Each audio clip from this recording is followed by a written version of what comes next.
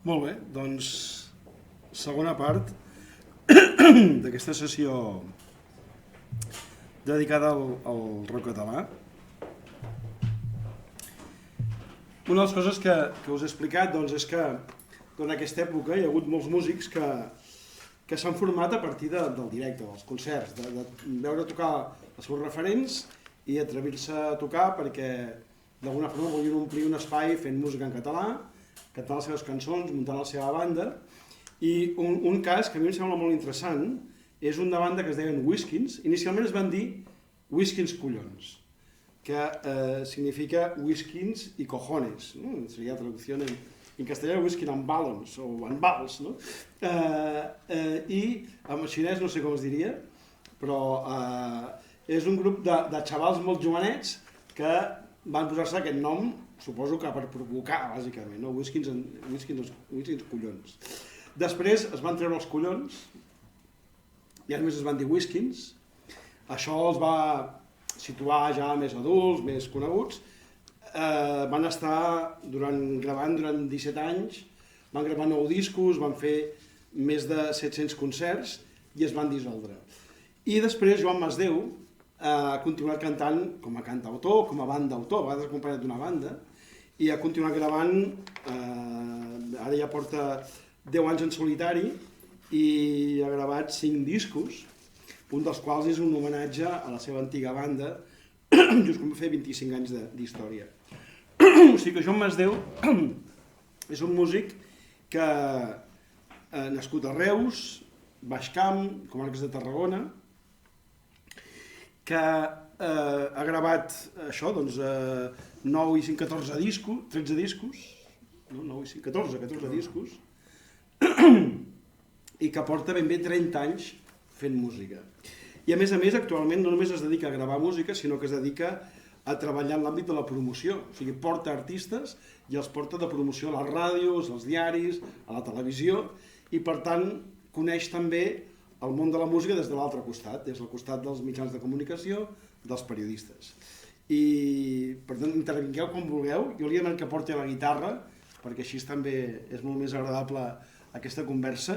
I la idea és poder fer una conversa amb ell, si us ocorre alguna cosa que voleu saber, aquí el teniu.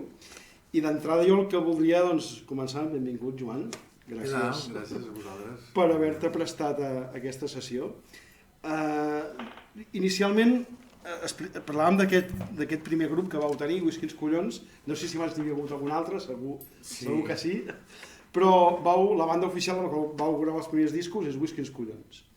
Això que eren uns ganes de provocar, això dels collons, un dia us va ocórrer un dia de borratxera bevent whisky.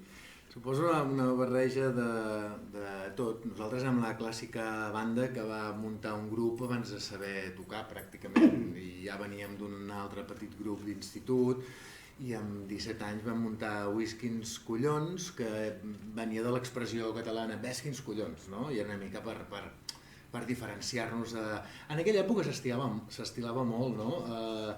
L'Ax Ambusto, Whiskins Collons, Festa Fotre, tots aquests noms compostos amb un cert toc d'humor català d'alguna manera.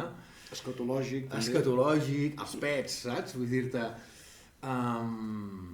I vam començar això, xafant moltes cordes de guitarra, local d'assaig, sense massa formació acadèmica, tots havíem estudiat una mica de música al conservatori i tal, però que l'Emili la vam fer als locals d'assaig.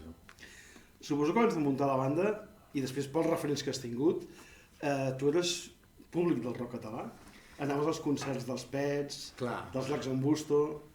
Sí, sobretot dels Lacs Ambusto i de Sopa de Cabra. En aquella època tothom era fan d'algun concret, no? Quin és el teu Beatle preferit? En aquell moment era que és el teu grup de rock català preferit, no?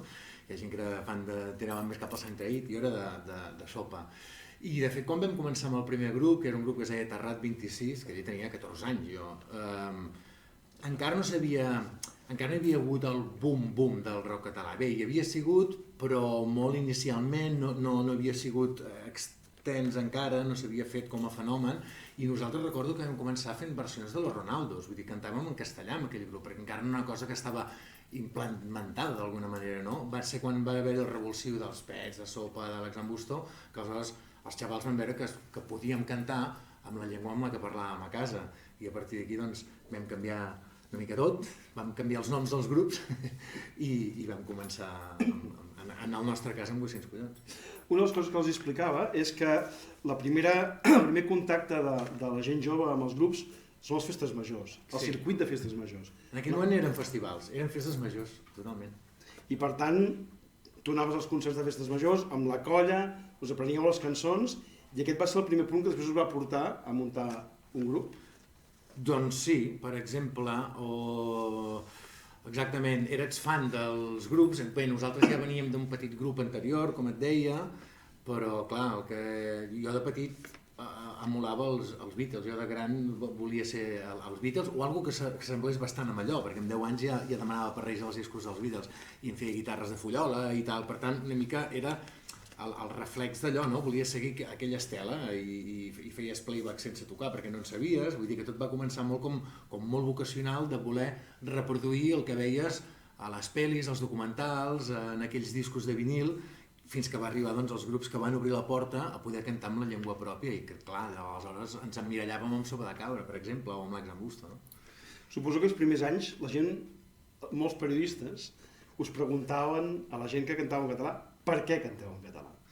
No? Era una pregunta que pràcticament a cada entrevista es produïa. Totalment. I en el nostre cas d'on ve el nom del grup i per què canteu en català. Hi havia com una mena de rebuig de la premsa especialitzada, sobretot, perquè el rock català és un fenomen bàsicament que es forja a comarques, el que va petar de veritat, suposo que això ja n'heu parlat, no? El que va néixer just uns anys abans a Barcelona, doncs els Engai, els grups més metropolitans no van acabar de fer el pet, i en canvi el que sí que va acabar de fer el pet va ser un moviment procedent de comarques. I els periodistes especialitzats d'aquella època tenien com una reticència, no? El grup en català, per què canteu en català, esteu polititzats, esteu subvencionats, bla bla bla bla bla bla, i sobretot no teniu gens de qualitat, no? Afortunadament amb els anys això s'ha anat, tot ha anat prenent el seu lloc i se li ha fet una mica de justícia fins que jo crec que el prejudici pràcticament ha desaparegut, no? Però som dels grups que vam haver de pedalar molt fort i donar moltes explicacions i demostrar molt que el que fèiem, doncs, com en aquell moment la indústria tampoc estava tan desenvolupada, ni els estudis de gravació, ni les oficines de manejament, ni els grups, i en vam aprendre una mica tots plegats de l'ofici. I les generacions que han vingut després, afortunadament, compten amb unes escoles de música de primera línia, amb uns estudis de gravació de primera línia, amb uns productors que han après a produir i amb uns músics que afortunadament tenen un entorn que poden desenvolupar la seva feina de forma molt més professional. Està clar. Es podria dir que sou fills del rock català? Sí. Som fills del rock català. Som una generació immediatament posterior a aquesta primera que va triomfar de veritat. És a dir, clar, el rock català ens hem de remuntar al rock laietà, al Pau Riba, a tot això després, tota aquella generació dels Doble Buble, Engai, Detectors, que són mitjans dels 80, finals dels 80. Després ve el triomf real del rock català, que són els que hem dit abans, Sopa de Cabra, els Pets, l'Agnambusto, Sant Creït, Sala, i nosaltres som els immediatament posteriors a aquesta generació. Això fa que, potser, clar, davant de l'èxit d'aquest concert del Sant Jordi del 91, de Sau, Sopa de Cabra, sou del 92, per tant, és un any després del gran concert del Sant Jordi. El Sant Jordi es produeix un efecte, jo els explicava abans, un punt d'inflexió. Molta gent diu que a partir d'aquell moment el rock català comença ja a desaparèixer, les multinacionals fitxen a uns quants grups d'aquells, alguns per cantar en castellà, d'altres per cantar en català, però en un altre mercat. Us afecta el fet que, s'ha produït l'èxit del rock català i després arribeu vosaltres, Gossos, Glaus, Whiskins... Una mica sí, les generacions intermitges mai se'ls acaba de fer justícia i nosaltres la vam ocupar, és a dir, som de l'època en què tothom volia tenir un grup de rock català. Saps? És a dir, quan aquests triomfen de veritat, aleshores tothom que cantava en castellà comença a cantar en català, tothom que ho fa només accidentalment per a veure si arroplega alguna cosa, els que ens adonem compte que podem utilitzar la nostra llengua i ho hem continuat fent ja afortunadament sempre, per tant una certa normalització en aquest sentit, però evidentment som dels grups que sorgim després del boom i després del concert mític del Palau Sant Jordi i que per tant tot ja va una miqueta més normalitzat o una miqueta més de baixa. I ocupem sempre una classe mitjana. Cosa que avui crec que ha desaparegut. Vull dir, n'estic molt orgullós de durant 17 anys haver... 17 o 14 o 13 o els que siguin fins que vam aconseguir fer discos i treure una mica al cap, no? Però n'estic molt orgullós d'haver ocupat aquesta classe mitja perquè crec que avui en dia ha desaparegut. És a dir, tens els grups que ocupen els primers llocs dels cartells de tots els festivals que són els mateixos, siguin d'un estil o d'un altre, però ha desaparegut aquesta classe mitja que ocupàvem nosaltres, els Glaus, els Gossos una miqueta més coneguts, però que podíem treure un disc i perfectament fer una gira de 40 concerts aquell any, si tu vols, compartint cartell a cada festa major, doncs amb els Lacs en Busto, que eren de l'oficina on nosaltres també estàvem, o amb Sopa de Cabra, i érem un grup que no havíem patat mai tant com aquests primers, però que ens vam mantindre 17 anys podent treballar, desenvolupant la nostra feina, venent prou discos com per seguir fent-ne i fent unes gires la mar de correctes, no? Una de les coses interessants o curioses de Whiskins és que van gravar 9 discos i cada 3 discos obrien una nova etapa. La primera era Whiskins Collons, era l'època dels seus inicis, una època en la qual doncs, tenien com a productor Joan Reig dels Pets, que abans n'hem parlat, també Ricard Puigdomènech de Loquillo els Troglodites, després una segona amb Joan Reig, però Marc Grau, aquest productor que vam dir, és el productor que marca el so del rock català, que havia treballat i havia tocat amb els Pets, i finalment l'última etapa, els 3 últims discos on hi ha Pemi Rovirosa, Lacs en Busto, però on hi ha la seva referència estilística és el pop britànic. I suposo que cadascuna d'aquestes etapes, els dos referents musicals són totalment diferents. Clar, jo buscava una cançó del primer disc, no cal que et posis vermell. Tu tampoc cal que la posis. No, però per posar una mica, jo crec que és interessant veure l'evolució. Podríem dir que el primer disc és un grup d'adolescents. Totalment. Els seus ulls marrons que m'han enamorat, els seus cabells llargs, lluent blanc i negre. L'any 94 van gravar aquest primer disc, Whiskins Collons. Encara que pensis que sóc un patxem de pena. És un primer moment en què, a més, van fitxar per una companyia de Barcelona, que abans us he explicat, que la va muntar la cantant de Dinamita va los Pollos, aquesta banda basca, juntament amb els Matamala, que havien sigut Brighton 64, o els Brigatones, una banda de música mod que des de Barcelona va influenciar tot l'estat espanyol fent música mod, i van muntar un segell que van començar a fitxar grups emergents i van gravar un disc que es deia Els Joves, inspirat en aquesta sèrie que feia TV3, una sèrie anglesa, que es deien com es deia la sèrie anglesa aquesta? The Young Ones. The Young Ones. No sé si en teniu alguna referència, però una sèrie que va tenir molt èxit de la BBC arreu del món. I van gravar un disc amb Els Joves, que eren 3 bandes, 2 de Barcelona i una de Reus, que eren ells. Jo no sé com va anar, vau anar un grup de Reus, vau picar a la porta de la companyia, hola, som de Reus, volem muntar una banda, voleu que entregueu un disc? Mira, això va ser que va coincidir amb el meu primer any a la Universitat de Barcelona. Jo em dedicava a venir a Barcelona cada dia amb tren i tornar perquè a les tardes treballava, perquè m'havia de pagar les coses, i feia trajecte Reus-Barcelona cada dia anar i tornar. Aleshores, el meu primer any d'universitat era el primer any que teníem una maqueta amb Whiskins Collons i em vaig jugar bastantes classes dient, home, sóc l'únic del grup que té accés d'alguna manera, o que està més a prop de la indústria, no? que està a la gran ciutat, evidentment. I em dedicava a algunes classes que em jugava de la uni a anar a portar a porta freda les maquetes. Vaig anar a Salseta Discos, vaig recollir una sèrie d'adreces i les vaig anar repartint i deien, bueno, sí, xaval, vols fer un disco, no? Però així, doncs ja et trucarem, no? Fins que em van dir que existia una discogràfica nova que just acabava d'obrir, que estava a Rambla Catalunya, un número 10, i jo pujo amb un taxi, imagina't si era de Reus, jo, pujo amb un taxi a plaça Catalunya, a Corte Inglés, i li dic, sisplau, porti'm a Rambla Catalunya número 10. I aquell senyor es gira així i diu, ¿estás de coña o què? Dic, no, i per què? Mira, ves aquell portal de allí? És aquell, a Rambla Catalunya. I recordo tota la vida, recordaré que vaig picar a la porta i em va obrir el Titot dels Brams, que també feia feina. El cantant dels Brams.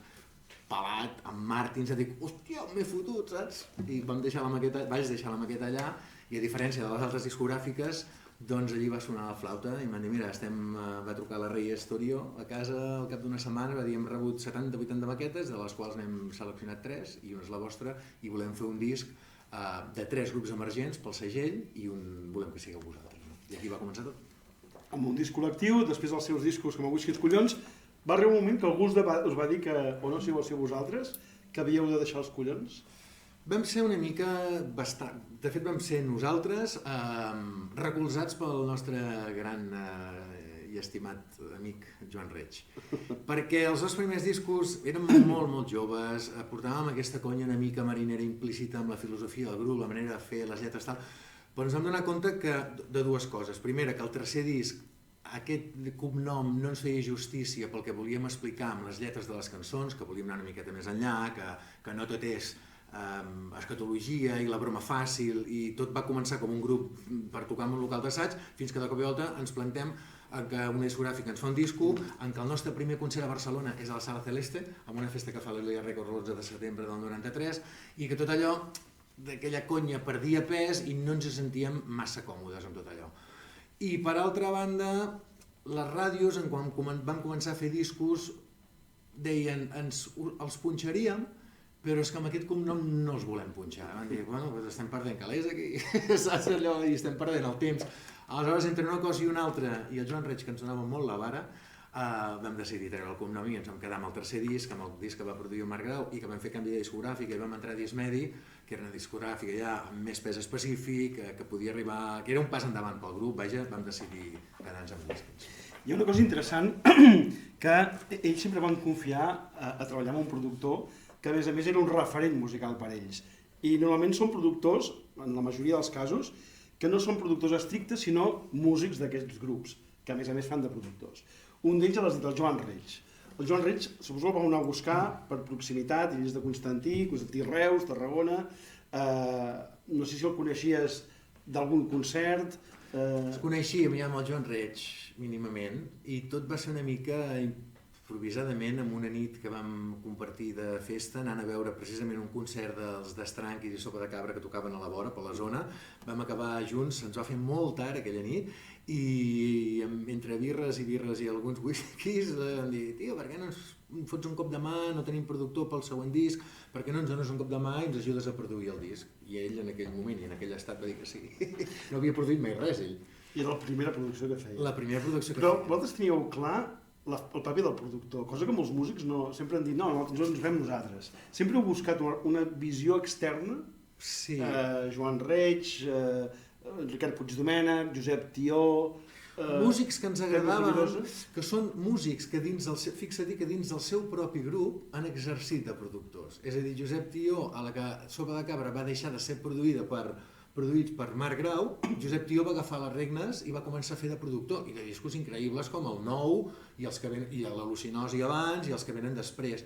Per tant, eren músics d'altres bandes que admiràvem, però que ja feien de productors amb les seves pròpies bandes, i que havien fet molts bons discos. I per tant, això ens aproximava d'una manera, no sé, més planera, era un músic que admiràvem que feia de productor, no? I quan Marc Grau és a Dismedi, van dir, bueno, doncs el següent disc el farem amb vosaltres, és a Dismedi, però volem d'alguna manera suggerir-vos que Marc Grau us produeixi. Nosaltres som encantats de la vida, és el productor per excel·lència del rock català, però amb una condició, va dir l'Àlex Eslava, el director de Dismedi, que hi hagi... No, perdó, Marc Grau mateix va dir, jo agafo la producció de Whiskins, però vull que hi hagi Joan Reig perquè crec que s'ho mereix, perquè he fet la producció del disc anterior. I d'aquesta època, això és la segona etapa, Joan Reig amb Marc Grau, i és important perquè, fins i tot jo us he explicat abans que Marc Grau va marcar el so del rock català, molts grups volien que fos ell el productor, i quan ell va morir va ser una de les raons que també es va acabar el rock català. Però una de les feines que ell va deixar, un dels llegats, va ser algunes de les cançons, i podeu escoltar alguna cançó. I a més, perdona, Lluís, Marc Grau va produir el Josep Tió, com a Sopa de Cabra, productor de Sopa de Cabra, per tant va fer un productor que estava produït per Marc Grau, i Pem i Rovirosa, que va venir després, era un grup que van estar produïts per Marc Grau també. I aquests dos productors se'ls notava molt a l'hora de treballar i a l'hora de fer totes aquestes influències del Marc. Deixebles de Marc Grau. I tant, totalment. I, no sé, la feina de Marc Grau us deu notar també a l'hora el resultat final de les cançons? Què podem tocar, a veure? Puc ser jo, per exemple? Sí, Puc ser jo... És d'aquesta època? Puc ser jo, ja malauradament Marc Grau ja no va poder fer aquest disc, ja no hi era. L'havia de fer Marc Grau aquest disc, és el primer disc que va produir Josep Tió. Però sí, podem intentar recordar-la, Puc ser jo... ulls delaten que et fa figa el cor, que ets al fons, que no pots, que algú ha obert la ferida un altre cop, que l'olor va calant més fons a poc, que t'han pensit la il·lusió, però no has de tenir cap por, que jo sóc aquí si ho vols. Puc passar les nits amb vetlles si no dorms, puc provar d'espantar tots els teus malsons, dir unes quantes bestieses i amb això rius de nou. I si no, puc cantar-te a cau d'orella una cançó.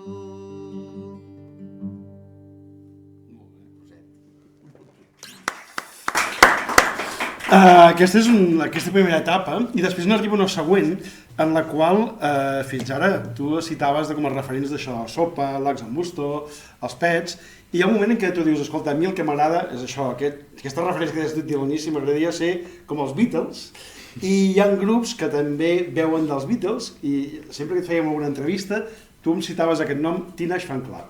Sí. És un grup que, a partir d'un cert moment, l'escoltaves molt, us va marcar la referència i fins i tot va ser important per l'última etapa, els 3 últims discos, en què us torneu una banda de pop per excel·lència. Quan em van deixar manar a mi del tot ja, o quan jo vaig començar a manar, on vaig fer el mandón del tot, doncs ho vam encarar, no sé si amb més o menys fortuna, cap a la banda que jo volia portar al grup. Amb més fortuna segur, perquè a partir d'aquest moment Whiskins adquireix una personalitat pròpia i segurament és quan més coneguts sou ja. Sí, els Teenage Fanclub en realitat és un grup que veu dels referents, dels Beatles als Teenage Fanclub hi ha un salt molt gran en el temps, però entremig hi ha bandes dels 70s com els Big Star, que és d'aquest pop, power pop, de 4 acords però molt ben posats, molt de cura per les melodies, harmonies vocals, i això és d'on havíem amat jo tota la vida, escoltant els Beatles, els Birds, els Kings, tota aquesta sèrie de grups.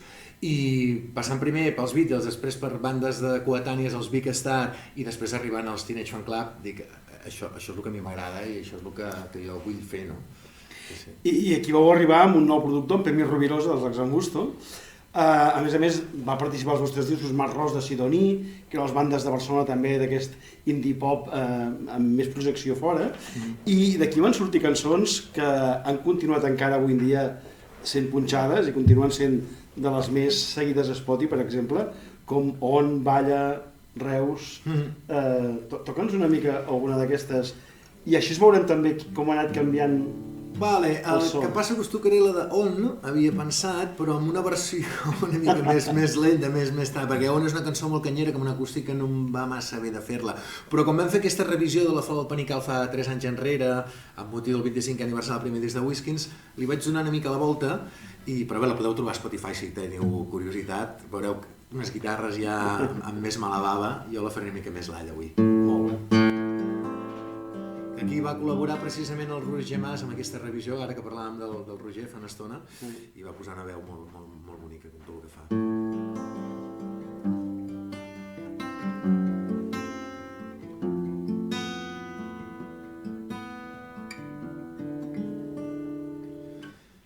On caigui la vena que tapa, on pagui la pena deixar-se la pell, salvar el coll, on morin per sempre els fantasmes, on tornin a néixer les ganes, on fer viu a algun lloc, on passar pel pas del temps, on demà aniré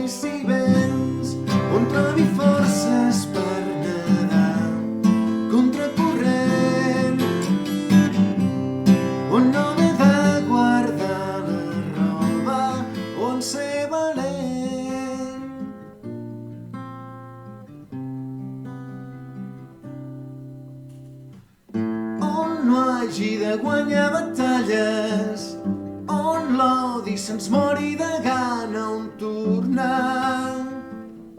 A creure en la gent on sàpiga entendre't quan calles, on costi el que costi parlar-ne, on somiar. No costi gens, on trobi forces per nedar contracorrent, on no m'he de guardar la roba, on ser valent, on trobi forces per nedar a contracorrent, on no m'he de guardar la roba, on ser valent.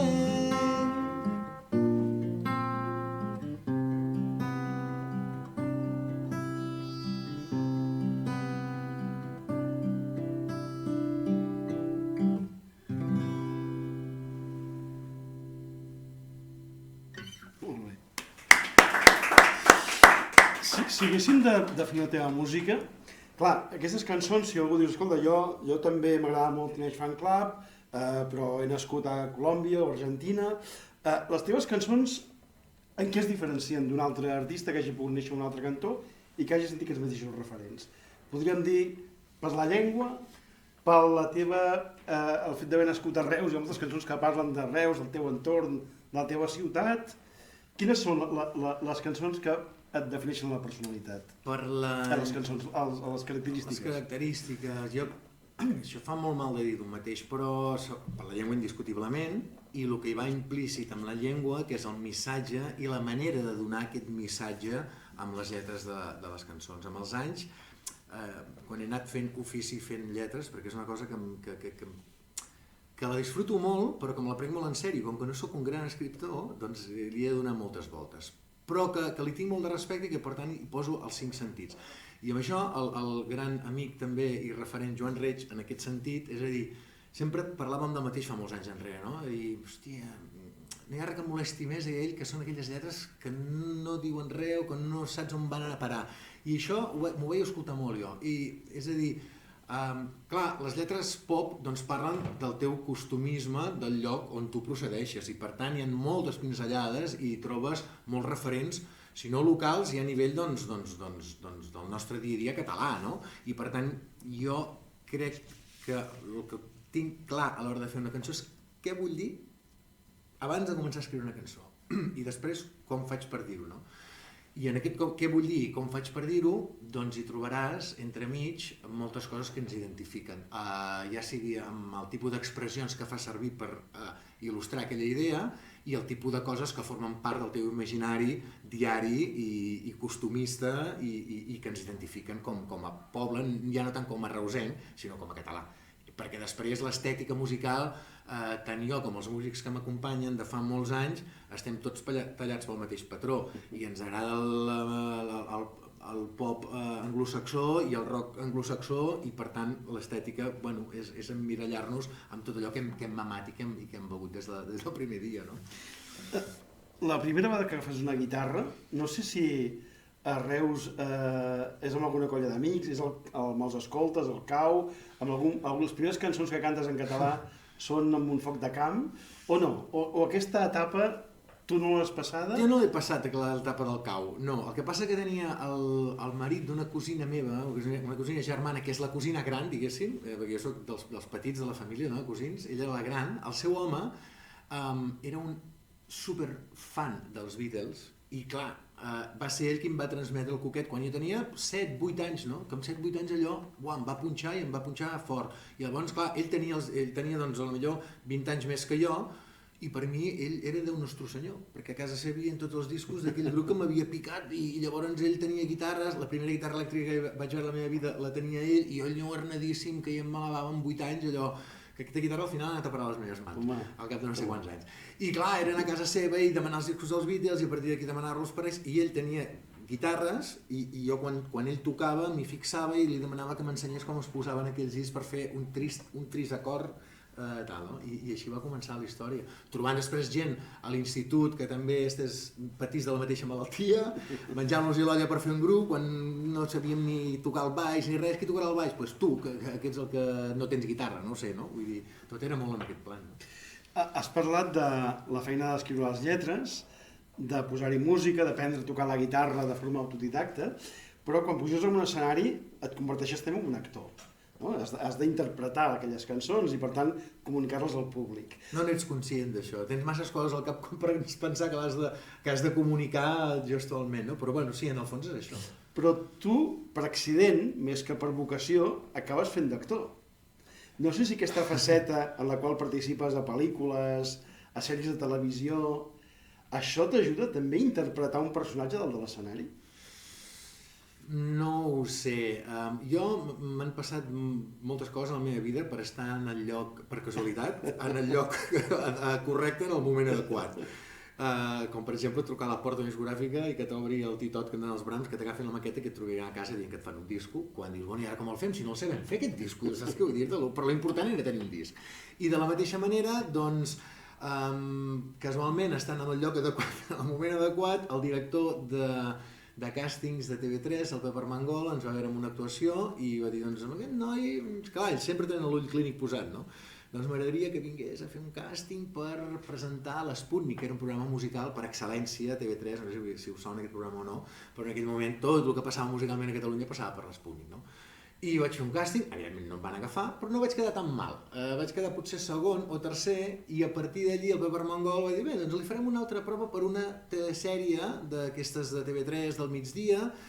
Tampoc em van agafar perquè hi havia actors de veritat, perquè jo tampoc havia estudiat en la vida interpretació, tot i que en aquell moment s'havia de tenir molt de morro, perquè jo el que volia era situar el grup, i si allò podia ajudar el grup, doncs fent d'actor. Fins que, com a premi de consolació, a no haver passat aquell càsting però no haver quedat mal, em van donar un paper en una sèrie de TV3 que l'any 94 es deia Estació d'enllaç, i vaig fer un petit paper en un episodi. D'allí va venir un altre càsting per fer un petit paper en un episodi d'una sèrie que es deia Sitges, a TV3.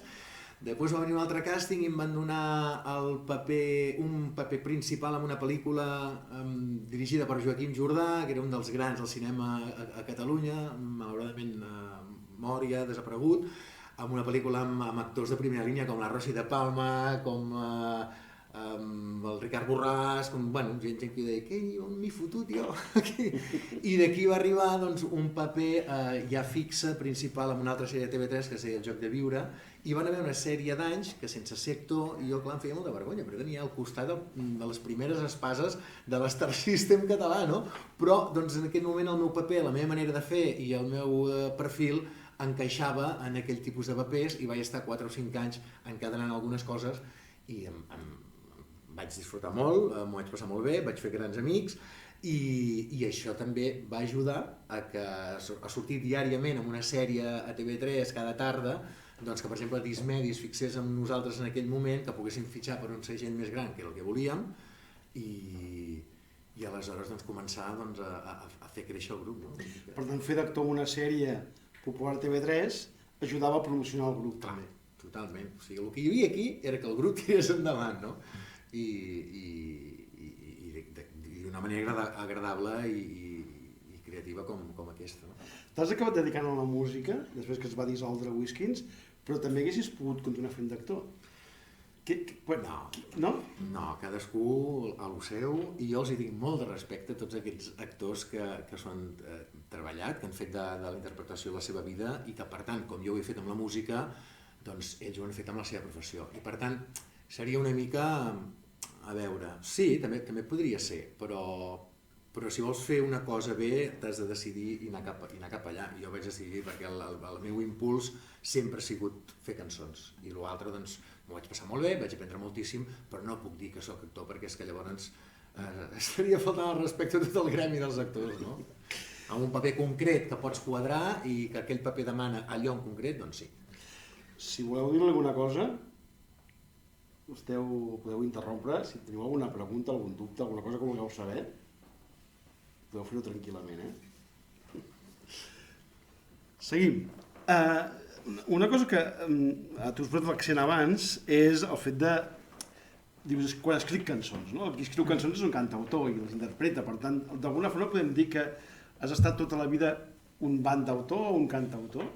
Aquesta és una mica la teva essència com a constructor de cançons i de melodies? John Lennon també era llavors cantautor, no? Perquè cantes les teves pròpies cançons, no? Sí, sempre... Perdó, torno-m'ho a preguntar, això. T'has preguntat. No, preguntava si podríem dir que ets un cantautor. Sí. Tenies una banda i escrivies les cançons per la banda, després ho has fet en solitari, per tant és una persona que té molt... Es deies que era molt important per tu la lletra, per tant podem definir que ets un cantautor. Sí, i la música també, i a més el fet de composar cançons, almenys en el meu cas, és un acte molt íntim, és a dir, molt íntim, amb solitud, que no es treballa en el local d'assaig, no m'ha agradat fer-ho mai això, i que necessito... Si la inspiració ve en un moment donat, pum, i t'il·lumina una idea, doncs benvingut sigui, però com deia Serrat, que t'agafi, o Picasso, que t'agafi treballant. I jo sóc més aviat d'aquests segons, és a dir, necessito agafar sempre permanentment la guitarra i portar 500, 700 arxius al mòbil, constantment gravats d'idees, del metro, del tren, de tal, i donar-li moltes voltes. I per tant, és una que m'he de treballar amb molta minuciositat, és una feina molt d'orfebreria. Primer amb les músiques, que és el que faig sempre primer, sempre, i quan tinc les músiques amb les melodies super definides, que això pot portar molt de temps, perquè fins que no la tinc clavada aquella melodia no ho deixo, aleshores comencem amb les lletres. Hi ha gent que treballa al revés, jo ho admiro molt, tenir una lletra i ser capaç de musicar-la amb una bona música et cenyeix molt mètricament un vers a nivell de síl·labes. I jo crec que és més fàcil fer-ho al revés, tenir una melodia claríssima, amb una harmonia claríssima, i a partir d'allí ja em buscaré la vida per dir allò que vull dir amb una síl·laba més o amb una síl·laba menys, saps? Però sí, en aquest sentit podríem dir que és molta feina de cantautor, perquè és un acte, com dic, molt privat, molt de solitud... Però en canvi el mètode no ho és tant, perquè el cantautor primer fa la lletra... Clar. Exactament. Jo he sigut capaç de fer-ho, crec que una vegada a la vida amb una cançó, de tenir un poema escrit i aleshores musicar-lo, no? Em resulta tremendament difícil fer-ho al revés, en el sentit de que em convenci 100% la música que en sortirà, d'allò que ja et ve pautat del tot.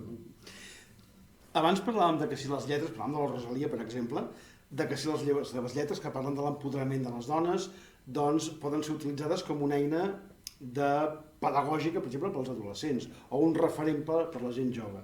Hi havia un company que deia, ostres, la primera disposició sí, però després la indústria l'està portant cap a un terreny que hem de passar per algun filtre, o hem d'aconseguir que la gent jove tingui un sentit crític abans d'escoltar o de poder interpretar aquelles lletres.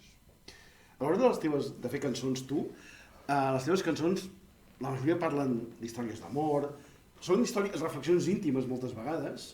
Més que històries d'amor, són històries potser d'amor cap a un mateix. Sí, de reflexions personals, d'una època que has passat dura i allò que n'has pogut treure com a examen fins i tot de la teva manera de superar els problemes, els conflictes. Però segur que hi ha hagut molta gent, i t'ho deuen haver dit en molts concerts, que ha agafat aquella lletra i dit, hòstia, Joan, això m'ha passat a mi. O m'identifico amb aquesta història perquè m'hi veig a mi mateix. Això passa i a més l'acte de fer cançons és com, és molt balsàmic per un mateix, perquè, i més si dediques al pop, no? Vull dir, ostres, és terapèutic perquè pot explicar la teva vida sense dir que és la teva vida o no, però la majoria de vegades, perquè a més el que tu acabes abocant fora tens gairebé la certesa que allò que t'ha passat a tu i que ho estàs explicant en forma de cançó li haurà passat a aquell, aquell altre, perquè estàs tocant temes normalment molt universals. I sí que ha passat, ostres, aquella cançó em va ajudar molt perquè m'hi vaig sentir molt identificat i m'ha donat un punt de vista diferent al que jo tenia dalt, però per altra banda et passa una altra cosa molt divertida també, i que això és la màgia una mica i la grandesa no només de la música sinó de totes les disciplines artístiques, que és la lletra aquella que vas fer que deia això, que volia dir això, i dius, com? Igual, o sigui, en la vida vaig escriure la cançó pensant en quadrant-ho de la manera que tu ho estàs quadrant, però em sembla molt interessant perquè tu te la tornes a llegir i efectivament té aquell de doble lectura que tu a l'hora de fer la cançó ni t'havies plantejat, però que el receptor la rep d'aquesta manera i li dona una altra forma. Per tant, ho trobo molt interessant també. És quan la cançó ja no és teva i és de la gent, no? Exacte. Això ho explico els cops Serrat, que hi ha un moment que les cançons ja no són seves i que la gent se les ha fet seves perquè les ha interpretat i ja formen part de la gent que d'alguna forma allà hi ha trobat una identificació. És quan comencen a guanyar vida de veritat, quan són escoltades, quan et diuen, quan et belluguen, quan et mouen, quan t'emocionen, quan t'acompanyen en un moment de tristesa o d'alegria, i que per tant aquella cançó comença a ser viva de veritat, no? Perquè sí, els músics diuen no, és que jo faig les cançons per mi. Bé, sí, a mitges, una estona, però el que t'agrada és que arribin a la gent i els hi transmetin coses, no? I els ajudin a viure, o els ajudin a reflexionar, o els acompanyin d'alguna forma, no? S'acaba el Whiskins, a cap de 17 anys la banda la tanqueu, feu una última gira. Un grup no pot durar molts anys, les relacions dins d'un grup són complexes? Els grups són efímers per norma general, excepte els Stones. La resta de grups són efímers i suposo que té certa raó de ser, és a dir, i més en un cas com la majoria de grups de rock, no? Vull dir que comences de molt jovenet, vas evolucionant conjuntament, t'ajudes molt, t'estimes molt, t'admires i després comença, com amb totes les relacions personals, no? A necessitar aire, a voler coses diferents. Cap de les dues coses són pejoratives, al contrari, crec que són d'enriquiment, no? A vegades et portes millor, però després de 14-15 anys comences a haver-hi conflictes perquè vols fer les coses d'una manera o d'una altra, a mi m'agrada molt manar, i més si fas les cançons, i crec que de forma natural, quan un grup ha dit el que havia de dir, encara que quan estiguis a dins no ho vegis que ja has dit el que havies de dir, doncs quan tu mires amb la perspectiva del temps i dels anys, veus que aquella banda, concretament en aquest cas la nostra, amb 17 anys havíem fet el que havíem de fer i tothom tenia ganes d'explorar nous terrenys i fer les seves coses i fer-les a la seva manera. I trobo una manera molt natural d'acabar. Quan acaba un grup, és una qüestió que explota internament? Hi ha algú de fora que t'ho diu? Hi ha una sensació de que la gent ja va pel seu cantó i el grup deixa de ser el centre d'atenció? Què és el que notes quan això s'acaba? És com una relació de parella que... No sé, pregunto perquè tu has estat en una banda. Sí, fa una mica de vertigen, perquè 17 anys en el nostre cas són molts anys pensant només en allò i mirar com faríem el següent disc quan acabàvem de treure un, no? Fins que t'adones que potser el discurs artístic... Nosaltres vam arribar un pèl tard, pels que dèiem abans del rock català pròpiament, dels que van triomfar de veritat. Vam tenir la sort d'estar 17 anys en actiu, com molts grups ja voldrien, poder-ho dir, de fer aquesta sèrie de discos i a més el que deia abans de la classe mitja, de poder anar treballant amb certa normalitat i regularitat i tot, però vam arribar una mica massa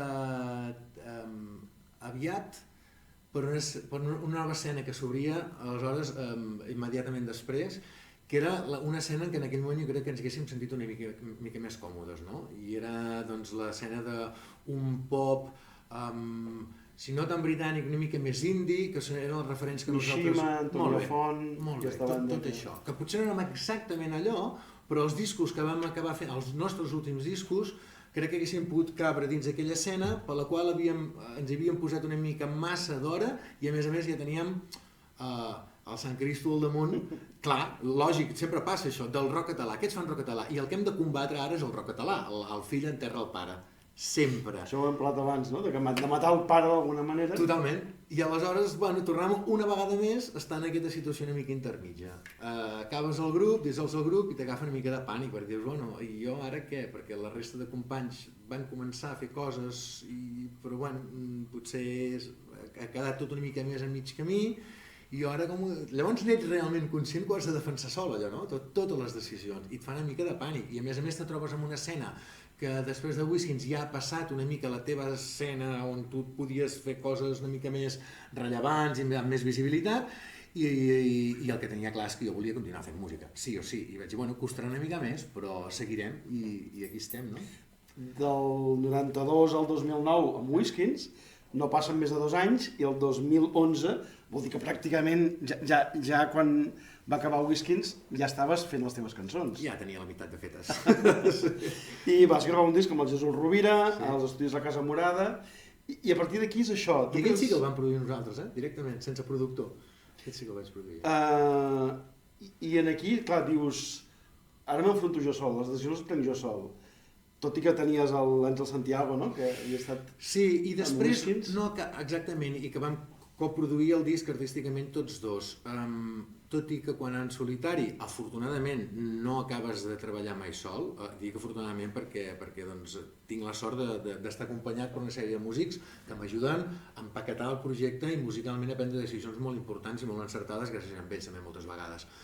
Però sí que és veritat que coincideix el meu primer disc amb una nova etapa en solitari i que és un disc que no tinc una banda de músics fixes i que no hi ha productor artístic i que per tant, hòstia, ve tot junt en aquell moment i depèn de les decisions que em va fer tot una mica de pànic, no? Després ja conformem aquest nucli dur que s'ha mantingut des del segon disc fins ara, amb una sèrie de músics que segueixen sent els mateixos des del segon disc fins ara, amb els mateixos productors, però aquest primer disc va ser sol davant del perill, no? I van haver-hi moments de molts dubtes. Curiosament, però, la cançó que ha transcendit més de tots els meus discos en solitari és el primer single d'aquest primer disc, que és una cançó que es diu El carrer dels Jocs Florals, que a més va tindre el Premi Enderrock per votació popular a la millor cançó d'autor d'aquell any, i dius, bueno, vull dir que a vegades la música és boja, i està bé que ho sigui perquè és sempre aventura, no? I és el que busquem permanentment els músics, no? Com fa aquesta cançó? El carrer dels Florals, sí, aquesta sí que me la sé. Les altres eren molt antigues. Més o menys així.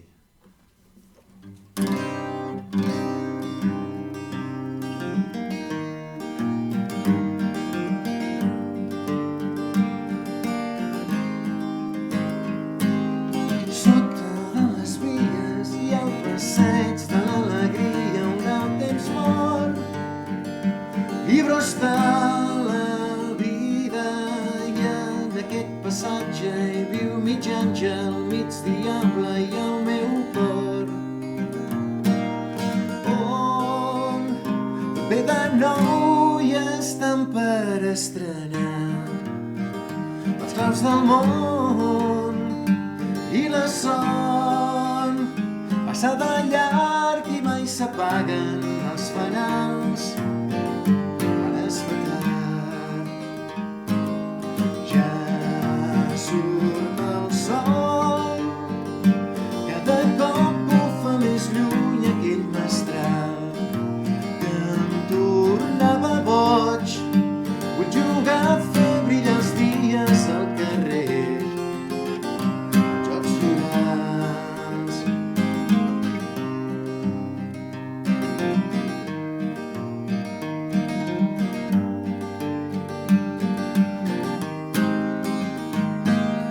Resseguint la riba va arribar el mes de Maria i les flors que han guarnit els dies, i ajuntant els cossos per clavar-nos tots els ossos vaig trobar un lloc que fa olor de mel i llençols blancs, menjar bo,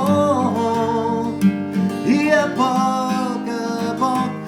jugant va fer-se l'eure als finestrals del carrer dels Jocs Florals. Ja surt el sol, cada cop bufa més lluny aquell mestral que em tornava boig. Vull jugar a fer brillar els dies al carrer, Jocs Florals.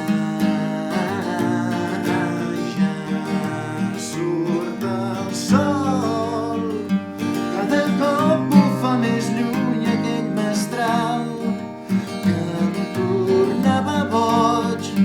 Jugaré a fer brillar els dies al carrer,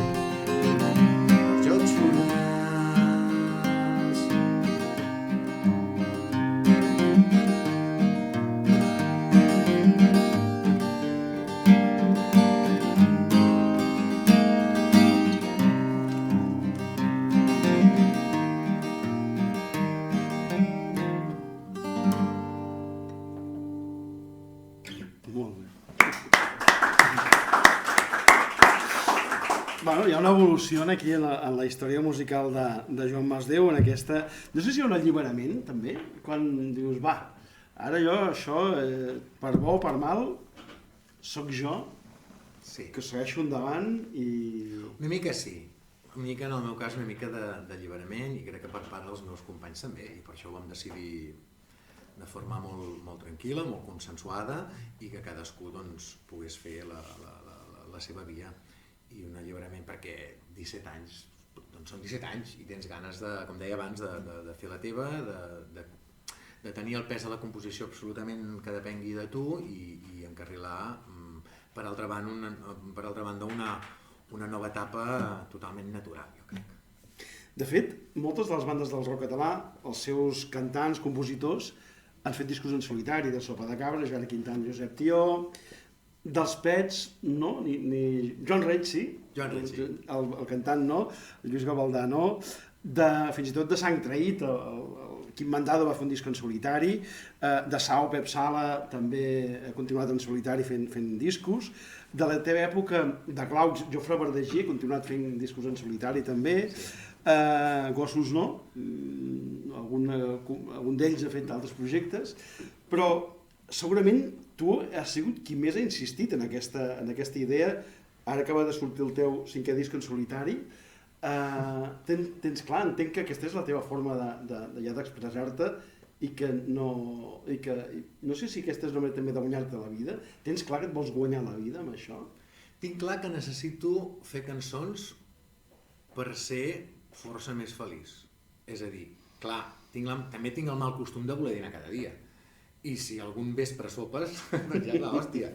Però, mira, de tots aquests que has anomenat que han fet discos després en solitari, també hi ha un fet significatiu. Cap d'aquests discos en solitari han tingut tanta repercussió com els projectes previs amb les bandes. Sí. Crec que en el meu cas ha sigut una mica així, tot i que també sóc molt tossut i bastant pesat. I aleshores jo tinc clar que vull seguir fent música. Que han de sortir els números? Sí. Bueno, no em queixo, potser no és per tirar molts coets, però segueixo dedicant-me exclusivament al sector musical i ho ajudo i ho complemento amb aquesta oficina de comunicació que tinc, que és Senyals de Fum, i els hiverns, que són llargs i freds, doncs ajuden a fer un tot. Les èpoques que hi ha bolos i que funcionem prou bé com per poder més o menys tirar endavant. Però ha arribat un punt en què ja això no em preocupa tant i aquesta serenitat em fa viure tranquil i bé. Que tot allò que vingui de més a més serà molt ben rebut, però el que tinc clar és que no m'ajudaria a viure de dir, va, tanco la barraca i em dedico a una altra cosa, perquè segur que no em faria més feliç i per tant jo necessito fer cançons. Necessito sortir en un escenari, quan hi ha la possibilitat de fer-ho amb tota la banda sencera és perfecte i quan no ho fem a duet i quan no hi vaig jo sol. Necessito fer cançons i necessito tocar-les. Aleshores, i així, amb aquest raonament, amb aquesta reflexió, amb aquest convenciment, no fa tants anys que hi he arribat. I si no n'ets molt conscient, et fas un fart de patir. I tinc molts amics, amigues, músics, que n'hem parlat d'això, no? De dir, és que aquesta pressió, aquesta angoixa de sempre haver d'estar i tal, i partint-te la cara per intentar... I al final tens més al cap amb com triomfo que no el que ens ocupa, que és fer cançons. Per què hi som aquí? Som aquí perquè ens agrada fer música. Sí que hi ha alguna cosa que s'ha anat a repetir una mica aquest model que deia de treballar fent bones cançons, amb una bona producció i un bon llançament. Que és que des del segon disc en solitari has treballat amb dos productors, Santos i Fluren, que són una referència a Barcelona. Ells van fer el primer disc de Love of Lesbian, per exemple, i han estat treballant, són d'alguna forma els productors del pop independent de Barcelona, no? Bueno, i avui en dia a nivell estatal, perquè Izal, tots aquests grups de fora de Catalunya, de l'indi que està patant-ho, ho estan produint Santos i Fluren. Per què els vas anar a buscar? Què vas saber que feien ells i que podien contribuir a fer més grans les teves cançons? Clar, perquè estaven produint i estaven gravant i produint grups que a mi m'interessaven molt, que en aquell moment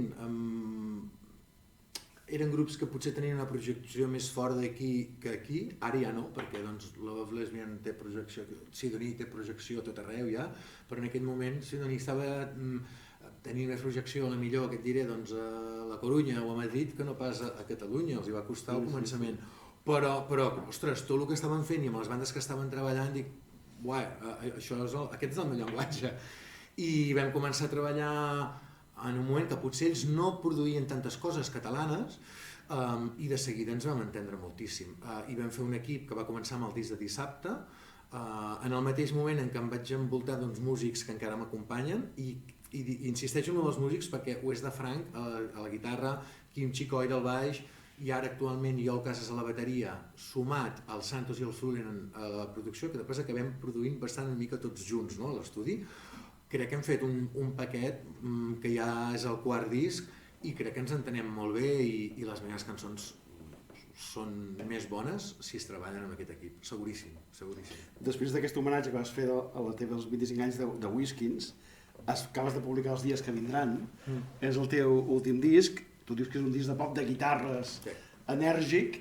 A l'hora de fer aquest disc, esclar, escoltes música, veus que les músiques urbanes estan a l'ordre del dia, les fusions del mestissatge, totes aquestes influències, les bases electròniques, no? També posa bases electròniques, no t'acaben influenciant per dir, escolta, he de canviar el rumb o he de mantenir una línia... És que llavors miraríem l'objectiu o el fi com una premissa, i això, primera, que no hi he cregut mai, i segona, segur que no funciona. És a dir, i en aquest disc, sense voler-ho, de forma natural, hem tornat a reivindicar el nostre ADN, i parlo en plural perquè l'Oest, el Xico, com deia abans, estem tots tallats pel mateix patró, i mirant-nos, tenim els mateixos referents, ens fa vibrar la mateixa música, i això és una sort. Poder estar en un assaig i només amb una mirada saber què estàs dient, i quan estàs produint un disc també, això no es paga, no?, amb diners. Aleshores, de forma molt natural, aquesta vegada, després d'haver fet dos discos una mica que s'aproximaven més o que tastaven les ulletes de l'americana i de grups que també ens agraden molt, com els Jayhawks o les influències que podem tenir davant d'artistes com Johnny Cash i tal, vaig voler tontejar una mica, que són discos de pop, però les bases, els arranjaments, els pedal estil del David Soler, etc.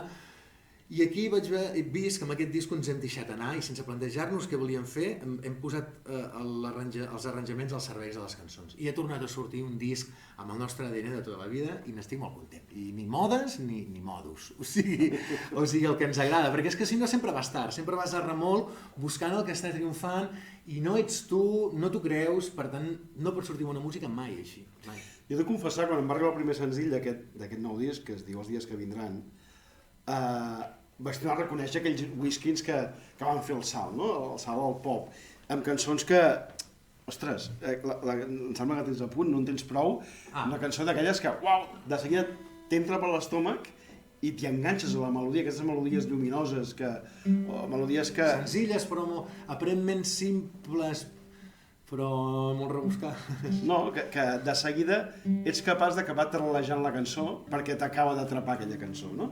I jo vaig sentir aquesta sensació i a la ràdio l'he posat més d'un cop i ens agradaria molt escoltar-la. Afinar una mica. Sí, no en tens prou. D'on et deu venir tot aquest verí que vas vomitant?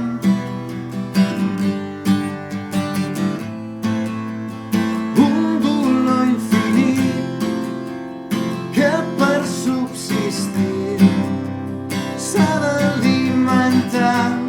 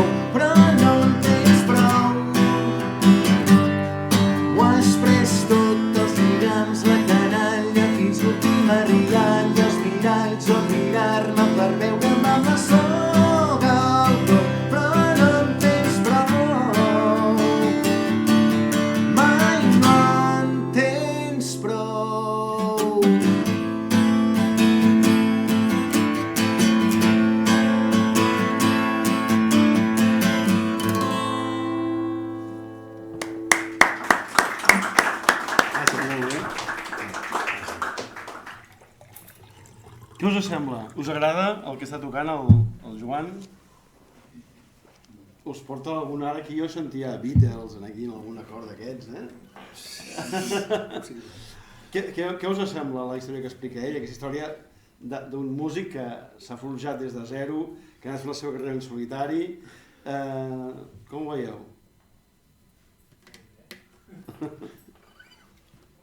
Digueu, si us ocorre alguna cosa, us recorda alguna... el que canta, el que explica, us porta alguna reflexió? No sé, a veure, jo no el coneixia d'abans, tot siga dit, però no sé, per tot el que ha explicat ho és molt coherent i també una manera de poder seguir conegant-lo i poder arribar a crear punts de referència, perquè també compartís moltes de les coses que ha explicat i també més reflexit un poc en aquesta evolució natural que com a artista o com a artistes portem endavant d'aquests inicis fins al que pots arribar a ser i com arribes a tindre aquesta maduresa tan personal i artística que et porta a poder expressar-te personalment i quan t'arriba a aquest punt de dir, vale, jo això és el que soc i això és el que oferisc i tal com soc vos ho regale. I crec que aquest punt també és molt bonic i veureu a una persona que arriba a donar-li aquest sentiment a la seva obra també és d'agrair que la compartisca. No sé, des del meu punt de vista agrair-te que facis, perquè també és allò que aspirem la gent que fem cançons. Clar, home, si així és com t'ha arribat, jo estic satisfet que t'hagi arribat així perquè us he explicat tal com ha estat, no?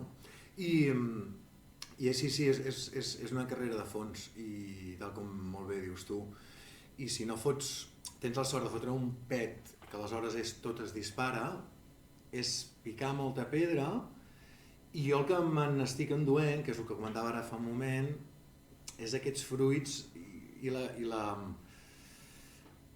consciència de poder disfrutar d'aquest camí i és picar molta pedra, moltíssima, i tant Whiskins com la meva trajectòria en solitari és un clar exemple d'un grup o d'un músic, en aquest cas, de picar molta pedra, però que al final arribes amb un convenciment i amb una sensació i amb una satisfacció de he estat fent el que m'ha agradat. Potser de més jovenet no tens aquesta consciència, però ara sí, ara amb aquesta maduresa i amb 47 tacos que ja tinc, doncs poder-ho disfrutar d'aquesta forma és molt enriquidor i és molt i estic molt content que t'hagi arribat així el meu relat, perquè és així, és així. Jo no sé, vosaltres que sou xinesos, aquesta música què us recorda? Què us recuerda aquesta música? Què us inspira? Música espanyola, catalana, británica? Cuando oís a él cantar, ¿qué os parece?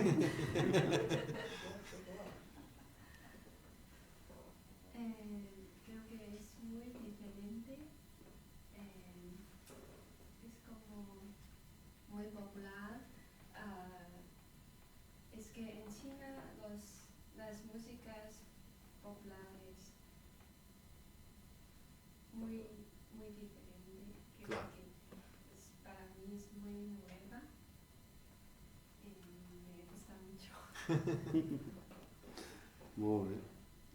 I des del sector Colòmbia-Argentina? Vam tocar una vegada a Argentina amb Whiskins. Vam tenir la... Sou argentins? Sí. Doncs vam tenir la sort, perdoneu l'incís, però a través dels casals catalans a l'Argentina i de la Ramon Llull, es va fer tot matxembrat i vam tenir la sort de poder fer una petita gira de 14 dies per Montevideo primer, Uruguai, i després vam fer Buenos Aires, al Teatre Margarita Xirgu de Buenos Aires, vam fer Córdoba i Rosario. I va ser una experiència, clar, un grup que no surt de Catalunya perquè s'expressa en català, però va ser una experiència fantàstica, primera per poder fer aquesta expedició, però el més gratificant va ser que, evidentment, allà no teníem ni presència discogràfica, vull dir que I dubto que els argentins i argentines es dediquessin a investigar a Spotify a veure quin grup cantava en català, no? Vull dir-te que totalment desconeguts. I el fet de cantar en català, quan aquí hi havia aquest conflicte que comentava al començament de tot, no, perquè cantar en català és sinònim de subvencionat i de no sé què, i de poca qualitat, tot això que havíem d'estar constantment justificant en els mitjans, o a molts dels mitjans d'aquí, ens plantem a l'Argentina amb un públic que no ens coneix absolutament de res, que cantem una llengua en la que no entenen, i van ser els més respectuosos, que van disfrutar de la música, i recordo que en acabar els concerts me recopó su show, pibe, me recopó su show. Vull dir que unes orelles totalment netes, verges, i dius, ens sentim més valorats de forma objectiva aquí que moltes vegades allà que no parem d'haver de donar explicacions, no? I va ser una experiència fantàstica. Claro, debe haber sido algo nuevo, novedoso también. Claro. Bueno, para mí también es escuchar rock en catalán desde que llegué aquí ha sido algo novedoso. Sí que hay como una cultura fuerte del rock en Argentina. Sí, claro. I esto se nota. Entens el català, no? Sí. Això es notava molt allà en tots els sentits respecte aquí també. Aquesta cultura tan arrelada del rock argentí allà, no? Però no només amb l'ambient musical, sinó també amb tot el personal tècnic, és a dir, dels teatres on vam anar a tocar i tal, uah. Aquí ja ens hem posat una mica al dia, però t'estic parlant de l'any 2005-2006 i hi havia molta diferència. Yo encuentro muchos paralelismos entre artistas de aquí y artistas de allí. Sí. ¿Nos entendimos allí con la gente? Sí. És que sí, em perdoneu que intervingui aquí ara, estic d'incògnit de tècnic, però és que aquest complex de que quan cantem en català fora no ens entenen, jo crec que el tenim més nosaltres que quan ens reben a fora. I els anglès... Perquè t'anava a dir, vull dir, quanta gent que està escoltant un concert, un recital d'algú que canta en anglès, entén el que diuen. O quants amants de l'òpera entenen Wagner. Vull dir, la gent, Wagner, jo no entenc res quan canten holandès errant, no entenc absolutament res. T'emociona igual. Exacte, és música, no? Per tant, jo crec que aquest complex potser el tenim més nosaltres, no? Pensar, ostres, és que anirem allà i cantant en català i no ens entendran. I, bueno, escolta, els Beatles quan van venir a la plaça de Toros als anys 60, dubto que la gent sabés massa anglès, No, que va. Però bueno, jo crec que també és un reflex del conflicte que hi ha entre el català i el castellà aquí, en tots els àmbits, no només en el musical. Aleshores sembla que t'has de justificar moltes vegades per parlar català, doncs també t'has de justificar quan el cantes, no? I aquí canvies cada 2x3 de llengua quan l'altre interlocutor t'adreça a tu en castellà, també per aquesta vergonya, aquesta inferioritat, aquest és que no m'entendrà, doncs quan cantem igual. I ens estem argumentant i justificant constantment, totalment. Bueno, anem arribant ja al final. Jo una cosa que abans ho has dit, ja ho has apuntat, ara una cosa que has treballat, una empresa que has muntat és aquesta que es diu Senyals de Fum. És una empresa de promoció de gent que et porta el seu disc i tu el portes a les ràdios i a les diaris. Quina és la teva visió ara que has passat a l'altra banda del mur? Ja no fas de músic, sinó que interlocutes amb els mitjans que han de tractar els artistes. Quina és la visió des de l'altre cantó? Hi ha prou interès per la música? Simplement és per acabar d'omplir uns espais a la ràdio o als mitjans? Hi ha de tot. Què et trobes? Hi ha de tot. Em trobo que d'entrada hi ha de tot, hi ha espais, hi ha periodistes musicals, en aquest cas que s'estimen molt la música, la valoren molt. També som un país petit i això vol dir que els mitjans que tenim no sempre tenen el seu espai musical i que fan un foradet, un espai per deixar treure el cap amb una proposta musical cada dia, cada 2 dies, cada setmana, cada tal.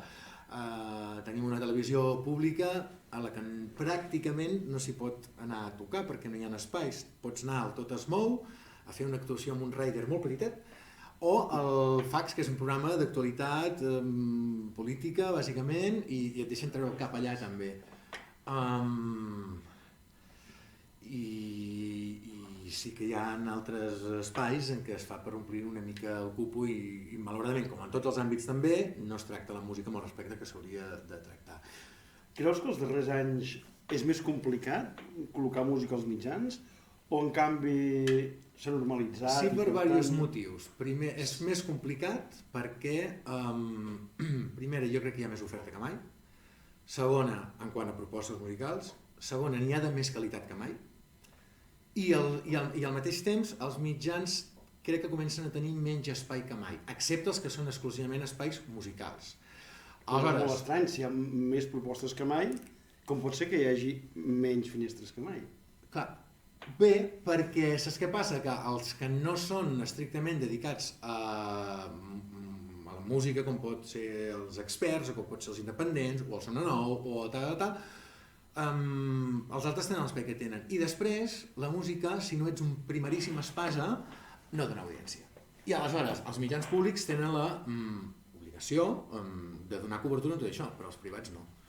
I els privats fan el que creuen que han de fer per arribar a final de mes amb els números soldats, no? Ja si ens posem a analitzar-ho molt des de fora.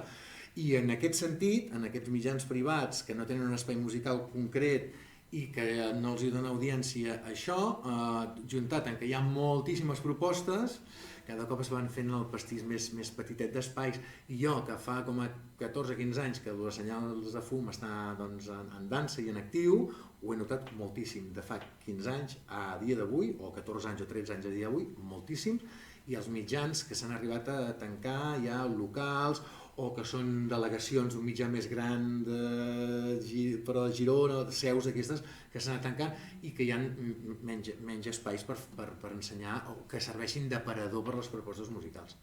Sí. Estratègies per sonar en un mitjà. Explica'ns alguna. Aquí hi ha músics? Fer cançons bones. Fer cançons bones. I després... Tothom fa bones cançons, no? Sí. Perquè algú et diu, no, és que el que importa és no sona prou bé. Perquè està molt bé tot el de les xarxes i voler ensenyar el que som i el que a vegades no som per fer-ho veure i per tenir presència. D'acord, tot molt bé. Però és que hi ha d'haver cançons bones. És a dir, i després aquestes cançons bones potser no entraran i no sonaran perquè no s'atenen a la moda musical o l'estètica musical que hi ha en aquest moment. D'acord. Però si no són bones no sonaran. I el que ens quedaran seran sempre les cançons, sempre. Aleshores, d'estratègies, si jo sabés una de molt bona, me l'hagués aplicat, O sigui... Com es fa una bona cançó? Sí. Bueno, sent un bon músic i tenint la sort de treballar. En el meu cas, necessito treballar-les molt. I de tant en tant, com deia abans, bum, te ve la inspiració i Nostre Senyor et dona un premi i diu, mira, per cada 30 cançons que t'has de currar molt, te'n faig arribar una ràpid, com la que acabo de tocar, que van ser 5 minuts. Però de cada una d'aquestes n'hi ha 50 de les altres que has d'anar treballant, i hi ha gent que té moltíssim talent i moltíssima facilitat i que són uns excel·lents músics que jo sempre m'han fet molta ràbia i els admiro molt, que poden dir vaig a fer un disco, he d'entrar a gravar a l'estudi d'aquí un mes o d'aquí 2 mesos, em tanco una setmana a fer les cançons. Com? Bueno, també n'hi ha d'aquests, però són els mínims, són casos molt insòlits i per tant és donar-li molts toms i no donar res per tancat mai, o sigui, és una mica així. Com has dit, les ganes són de tocar, de fer noves cançons, de que la gent et pugui escoltar. Les xarxes socials són imprescindibles per a un artista avui en dia? Si no tens les xarxes socials no existeixes? Sí. Però clar, en el teu cas, tu has de muntar, tu has de tenir algú que te les faci. Clar, amb una banda era fàcil. Va, tu les xarxes socials, tu truques als ajuntaments, però ara estàs tu sol. Bueno, ja estava acostumat a parlar molt a contracorrent, i sol, i picar pedra, i no m'importa, m'agrada treballar a la feina a la que em dedico, m'agrada molt. Aleshores, és una part més que fa... Quan nosaltres ho vam deixar, encara amb Whisky ens em refereixo, aquell d'any 2009, encara no hi eren, instaurades amb aquesta força, evidentment, i que al final s'ha democratitzat molt tot el que ens envolta dins a la indústria musical, perquè ara ja hi ha una indústria aquí a Catalunya, no? Amb un fonament i tot plegat, però em refereixo abans, si no et fitxava una discogràfica i era perquè eres molt bo o anaves com un tarat a les portes de les discogràfiques, en el nostre cas, en qualsevol cas, si no tenies un contracte discogràfic no existies. Això vol dir que s'havia de passar per uns estudis de gravació sí o sí, perquè tota la part tècnica també anava en la mateixa direcció. Avui en dia la part bona és que tothom que tingui un cert talent pot pujar-ho des de casa seva, gravat des de casa seva, amb uns certs coneixements musicals i que poden posar-se en aquest aparador.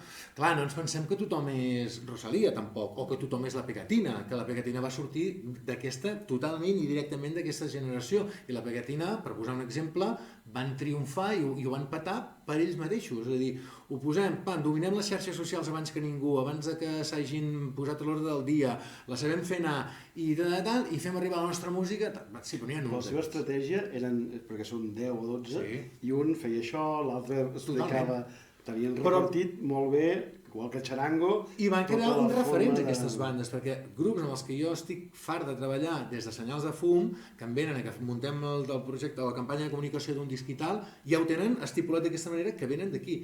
Jo vaig treballar amb la Pegatina també, en un dels seus discos, i vaig al·lucinar. O sigui, perquè et parlo potser de fa 10 anys enrere, la Pegatina ja començaven a ser la Pegatina. Perquè jo els coneixia d'abans, haver coincidit amb teles locals, que llavors no els coneixia ni Cristo. I anaven amb la seva guitarra penjada a les teles, amb el seu disco, i a donar-los a... I deia, què són aquests tios? El gat rumbero. Mare meva! I després, quan vaig tenir l'oportunitat de treballar amb ells com a promotor, diguéssim, de tal, vaig flipar. Vaig flipar d'aquesta nova generació amb la... com es diu? Lo estrictes que eren amb la seva feina, lo meticulosos i que no m'estranya que els hi funcionés. Però clar, tampoc ens podem pensar que tothom és la Pegatina, no? Després l'espai que hi ha és l'espai que hi ha i ells van ser dels primers, no? Té la part bona, això que tu puguis fer tu mateix i tal, i jo me lo guiso, jo me lo como i tal, i té també contrapartides, no? És a dir, està tot molt més saturat, però ja no depens d'uns senyors que decideixin, mira, tu sí que vales i tu no. Ara ho faré al revés. La pregunta serà al revés. Jo acabo de treure un disc, truco a Senyals de Fum. Joan, tu, què has fet aquest disc? Com ho movem, això? Què he de fer? He de respondre a tota la gent a les xarxes socials, m'he de crear un perfil a Facebook, un altre a Instagram, he de penjar un TikTok cada dia... Què he de fer, Joan? I ara tu trucaràs a les ràdios? Això sí. He d'anar a cantar allà? Què he de fer? Bueno, podem dissenyar una mica junts la teva estratègia en funció del que tu vulguis i el que tu ets, sobretot. És a dir, no tenim un patró i a partir d'aquí seguim. No, a mi m'agrada quedar amb la gent i aquesta és la part xula, jo crec que troben la gent amb la que he treballat, perquè troben a l'altra banda algú que està a la seva banda també, perquè també és un músic. I jo conec perfectament, quan és un primer o un segon disc, perfectament els punts forts, els punts febles, el que m'explicaran, quin serà doncs, el seu patiment, la seva preocupació, per on flaquegen, perquè és que jo he viscut això i per tant trobo una persona que no els hi vendrà durs a 4 pessetes, que no els hi vendrà fum, i m'agrada molt tenir aquestes primeres trobades amb aquests músics per anar a fer unes cerveses i que m'expliquin exactament què volen i com ho volen. I a partir d'allí els ajudo a dissenyar què fem exactament amb aquell disc en concret, no? I a on ho presentem, i a on no, i en quins mitjans, i en quins no, i de quina manera, i és divertit, i és molt creatiu, i bueno, fins ara jo crec que he tingut molt bones experiències i crec que els grups s'han trobat amb aquesta persona al darrere que és músic i que sap que estan tallats una mica pel mateix patró també, no? No m'acaba de respondre, per això. Lo de les xarxes socials, deies? No, et preguntava, anem a la ràdio, què em recomanes que faci? O què he de preparar? Hòstia, no... Allà a la ràdio em faran preguntes i m'he de preparar algun guió, he d'estar atent al que em diran, he d'anar a un discurs... Home, has d'estar atent al que... Anem a vendre el meu... Ja no és tot tan quadriculat, ni planificat, ni tan pactat, això. És... que tinguin clar el discurs que ells volen transmetre i una vegada més que siguin ells, perquè és que si no voldrem jugar a ser una altra banda que ja existeix, aleshores tots ho hem fet, però que hi hagi unes bones cançons, jo no trucaré a la ràdio quasi mai, amb una ràdio o un diari, si el disc que hi ha no crec que sigui un disc com per trucar-hi. Si tu selecciones ja quins mitjans, podem anar millor aquests, o... Mira, d'aquí no hi truquem. Tu, el programa d'aquí dels matins del Basté no cal que anem perquè no ens agafaran. No ens agafaran, tant de bo ens agafessin.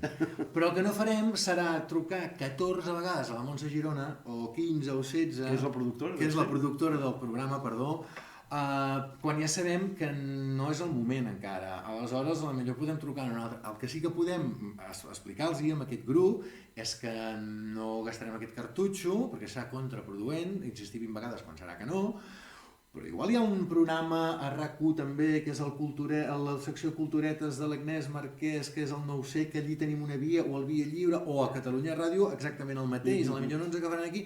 I aquí ens muntem un escenari fet a la nostra mida, que ens ajudarà amb aquest primer disc, a estar a l'aparador, i si ho fem una miqueta bé i endreçadament, farem un segon disc, i aquest segon disc ja el plantejarem d'una altra manera. No? Molt bé.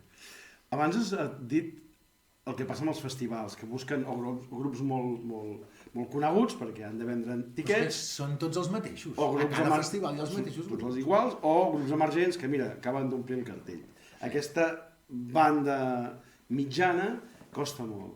Per tant, un toc d'atenció als programadors. Escolta, obriu l'espectre, no tothom pot fer el mateix patró. De fet, molts festivals que van començar fent, avui ho repassàvem, música d'arrel o música més o menys folk, han acabat fent tots igual pop, com, no sé, posàvem el cas de Sons del Món o de Portal Blau, de festivals que eren molt específics de cançó d'autor, han acabat fent tots pop. Sí. Per tant, que un toc d'atenció als programadors que ampliïn l'espectre, però clar, si ens diuen, no, esclar, és que m'he d'arriscar algú que no és conegut, o hem de ser els mitjans que hem d'obrir l'espectre. Quin és el toc d'atenció? Ho dic ja per acabar una mica. Quins són els deures que ens hem de posar els que treballen els mitjans o els programadors o la gent que sortirà d'aquí i es trobarà davant del sector musical? Una mica tots. Els mitjans també, perquè moltes vegades només t'agafen un grup que ja està consolidat. O només t'agafen un single per entrar en una radiofórmula si ve d'un grup consolidadíssim. Dius, bueno, senyors, però aquest grup, hem dit abans que els grups eren efímers, És a dir, ens trobarem en que n'hi haurà planter nou i que aquesta classe mitja, si no li donem una mica d'empenta, no els ajudarem a que fabriquin èxits perquè siguin radiables, perquè hi hagi uns grups que després els programadors vulguin agafar-los per al seu festival. Això per una banda. I per la banda dels programadors també, perquè és que si no ajudem a que aquesta classe mitja, encara que sigui mitja, no s'estableixi, ostres, ens trobem, primera, que n'hi haurà nous grans estrelles que ens omplin els aforaments grans, però és que resulta que volem els 4 o 5 grups que veureu a tots els cartells de tots els festivals d'aquest estiu. Però és que, clar, llavors aquest que toca en aquest festival toca el festival del costat i llavors els programadors i el festival del costat i l'altre, perquè són els mateixos. Llavors els programadors enguany ja es començo a sentir que es comencen a queixar que no es venen tantes entrades com s'esperaven, perquè quan sortíssim de tota aquesta pandèmia tot aniria bé, com sempre, tot aniria bé, no? Que és la frase escarosa de tot allò. Bueno, clar, perquè si estàs portant els mateixos 4 o 5 artistes als mateixos festivals que aquí a Catalunya, com a molt, estan a 30 quilòmetres de distància, tenim un problema, no? Segurament també, no et sembla que avui en dia el que es busca és que un artista jove triomfi de seguida i per tant, escolta, que triomfi, el següent. És molt més efímer el consum de música, com que anem per cançó. És que és el que una cançó que funcioni, És que estem dins totalment immersos a la cultura del ditet. Sí, del dit, de la pantalla, i aquest single que t'ha costat tant, o aquesta cançó, que t'ha costat tant de parir, d'idear, de gravar, de produir, de tal, estàs un cop de dit. Ja està. I ja no et dic els discos. Per això, els artistes ens agradi més o ens agradi menys, perquè ho compartim més o compartim menys, anar desgranant els discos single a single, perquè si no et trobes amb un disc que es mor en una setmana. Si tu no fas res prèviament de programar un single cada 2 mesos, prèviament a la sortida del disc o tal, això és efímer del tot, o sigui, un disc et dura una setmana. Sí. Jo crec que arribem al final. Hi ha alguna cosa que vulgueu saber? ¿Alguna pregunta? ¿No? Bueno, es que queda súper claro, o sea, realmente es como, escucharte es como muy inspirador en el sentido de que como tu carrera ha sido como una situación de resistencia frente a un estilo que quizás no está ahora en el mainstream, pero se mantiene vivo, ¿sabes? Como creando canciones, y algo que me parecía muy guay era eso, como, claro, todos están como plan, claro, estudias música y es como el plan, ¿sabes? De conservatorios o estudias música moderna y dices, vale, ¿y ahora qué va a hacer, sabes? Como sigo línea de producción, pero no hago como el circuito de subirme a un escenario, saber cómo funciona la industria y luego entrar en el proceso de guiar a las nuevas generaciones, porque no es solo trabajar producción, live, programas de edición y teoría musical si no lo palpas. Entonces, claro, en ti como que pasa todo ese proceso y eres como de esas personas que puedo vivir el rock and roll y aún sigue haciendo canciones y es lo que dices, o sea, yo hago canciones y necesito tocarlas, ya está, ¿sabes? Entonces, claro, así pasan muchas líneas en muchas partes, tenía como la experiencia de estar y pues es eso al final, o sea, amor por la profesión y disfrute, porque nunca sabes qué canción es buena, o sea, hacer buenas canciones siempre te lo preguntas, o hago una línea melódica que sea repetitiva, lo expongo en la octava, o busco armonía de color, o quizás que sea predecible, o cierro el ciclo armónico más pequeño, o juegas, ¿sabes? Pero al final nunca sabes cuándo va a ser una canción buena. Ara ho has dit, juegas. O sigui, els anglesos tenen la mateixa paraula per dir tocar o jugar. I aquí no. Però és que es tracta al final d'això, es tracta de jugar. De jugar fent música i també de jugar quan estava explicant aquesta altra part, no? de la part dels mitjans, de la promo per a altres artistes i tal. Em sento afortunat perquè amb les dues tasques em sento que estic jugant tota l'estona i per tant dedicar-te a viure d'alguna manera jugant, currant molt, treballant moltíssim, però estàs jugant amb el que t'agrada i al final d'alguna manera per casualitat o pel que sigui o per causalitat, digue-li com vulguis, estic d'acord amb tu, no? Vull dir, em dono compte que he anat passant per tots els estadis i inclús doncs, poder tenir l'oportunitat de treballar amb altres artistes, compartint els seus projectes i és això, seguim jugant. Gràcies. Joan, gràcies per també acceptar aquest joc avui aquí amb aquest màster i no sé si podríem acabar amb alguna música que t'hagi donat aquesta satisfacció i que la vulguis compartir amb nosaltres. Una cançó, fem-ne una del nou disc, si voleu, que la tinc més a prop i tinc ganes d'ensenyar-vos.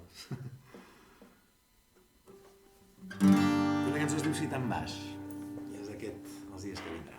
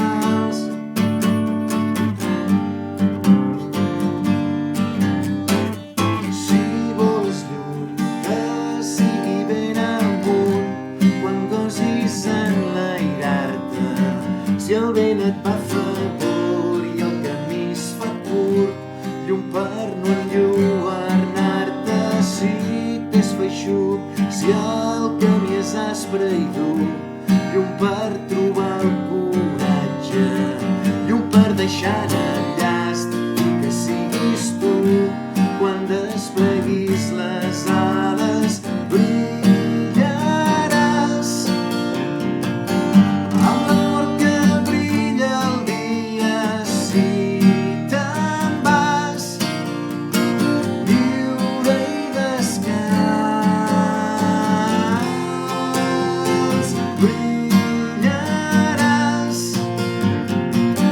com la llum